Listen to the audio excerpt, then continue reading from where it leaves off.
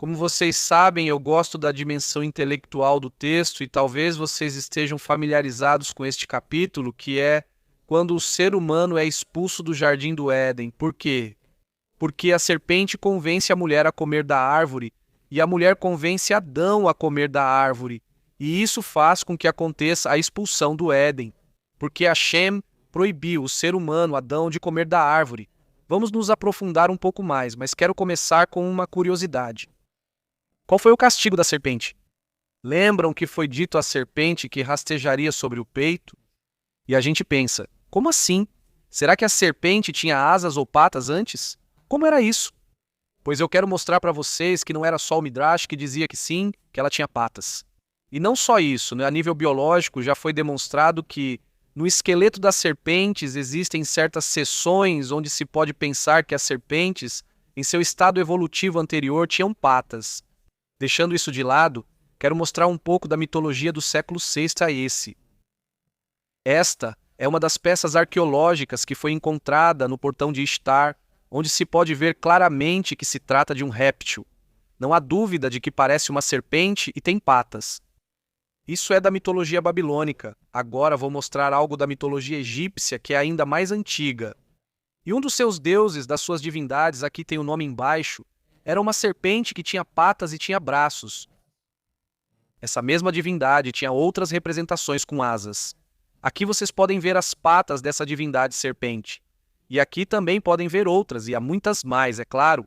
Mas o que quero dizer com tudo isso é que, se vocês estivessem nessa época, por exemplo, no Egito Antigo, e vocês falavam de uma serpente que tinha pernas e é castigada a rastejar, naquela época, as pessoas teriam entendido muito bem do que vocês estavam falando, porque, para expressar ideias muito profundas, na antiguidade se falava nesses termos. Falava-se em termos de serpente, em termos de dilúvio, em termos assim, e esse era o idioma utilizado naquele momento.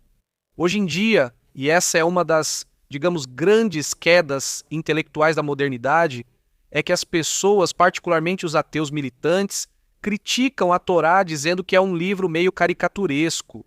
Eles diziam, os antigos eram tão tolos que acreditavam que serpentes falavam e viviam em um paraíso, e acreditavam em seres celestiais e que o mar se abria em dois e em coisas sobrenaturais. Mas eles não entendem que a Torá é um texto extremamente profundo, de um nível intelectual que não tem comparação. Mas como utiliza uma linguagem diferente da que usamos na modernidade, por isso é muito fácil julgá-lo. É como se, por exemplo, vocês fossem para a época de Napoleão Bonaparte e começassem a falar com Napoleão dizendo: Ei, você sabia que o wokeísmo e o progressismo são que as pessoas, já um homem, o homem se acha mulher, as mulheres se acham gatos e Napoleão Bonaparte não vai entender nada do que dizem.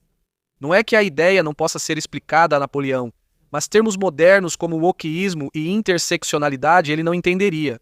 O mesmo vale ao contrário. Vão existir termos que ele usou que nós não vamos entender o contexto e nem sentir, porque já não vivenciamos essa realidade. Só para que entendam que as perspectivas são julgadas de forma simples, sem considerar a profundidade intelectual da Torá.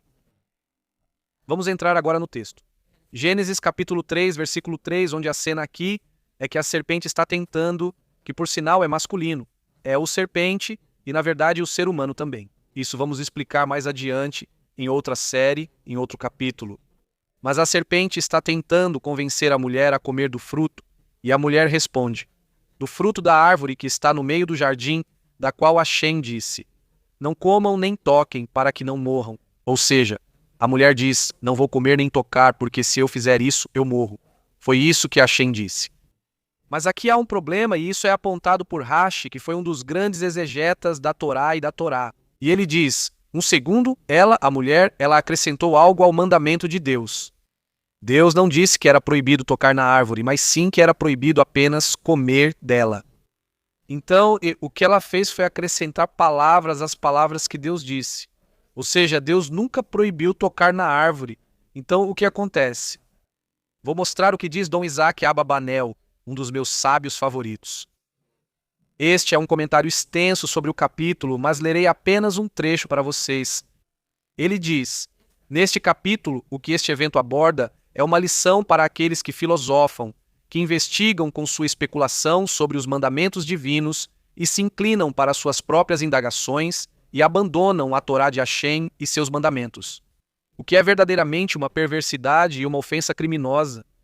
Aqui, o que Dom Isaac Abravanel está nos dizendo é que a especulação que teve a mulher, que a mulher é o ser humano, certo? A serpente é o ser humano, a mulher é o ser humano e Adão é o ser humano. Já vamos falar sobre isso, ou talvez em outro capítulo da nossa série de estudos, mas o que a mulher está fazendo aqui é especular sobre o que Deus disse. Então, qual é o raciocínio da mulher? Segundo nos explica Abravanel, a mulher disse: vamos ver, Hashem disse que se eu tocar na fruta eu morro.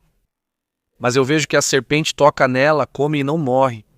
Então minha conclusão é que o mandamento de Hashem não é literal, mas talvez seja uma analogia, e ela começa a se fazer especulações, não é? Talvez Deus não queira que sejamos como ele, então ela começa a especular sobre isso. Esse é justamente o erro, e por isso surgem novas religiões e seitas, pois passamos a especular sobre o objetivo supremo do ser humano. Então, especulamos que a solução máxima do ser humano é um modelo econômico em que não exista a desprivatização. E mudamos a essência humana de viver em grupo e inventamos ideologias como o comunismo ou como o anarquismo. E começamos a criar ideologias e a criar seitas. E esse é o erro do processo intelectual especulativo da mulher. Agora vamos dar um passo mais profundo. Vocês sabem que eu gosto muito de abordar o nível, a dimensão intelectual da Torá. Maimônides traz isso em seu livro, em sua obra magna, Guia dos Perplexos. Lá, Maimônides nos explica que antes de comer do fruto, a função de Adão, o que ele conseguia fazer, era distinguir o que é verdadeiro do que é falso. Os conceitos de bom e mal não existiam para Adão, o que hoje em dia nós chamamos de moral.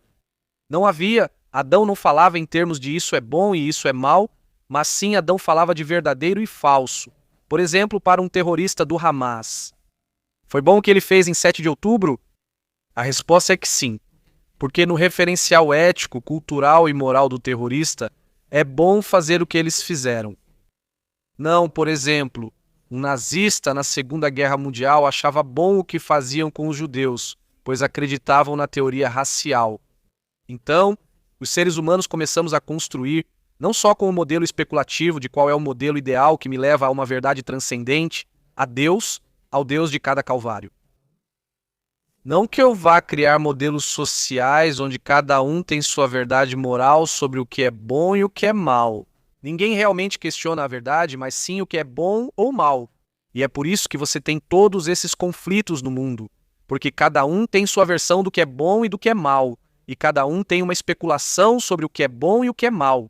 Então, aqui os marcos de referência de cada ideologia entram em choque por causa disso, porque ninguém está se perguntando qual é a verdade. Essa é a queda de Adão. Quero mostrar como Maimônides explica isso. É que Adão é o intelecto, Eva é o corpo, os sentidos, e a serpente é a imaginação, o desejo. Todos são o ser humano, só que são partes do ser humano.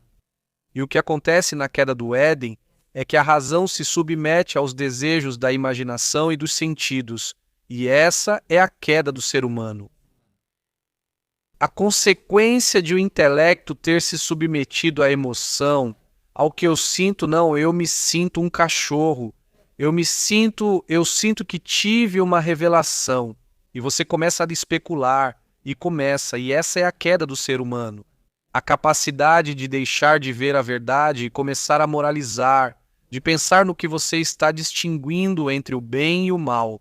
Essa é a queda do homem, e essa é a tragédia intelectual que faz com que o ser humano passe de uma esfera meramente intelectual para a opinião moral e para a opinião da sensação, do sensorial.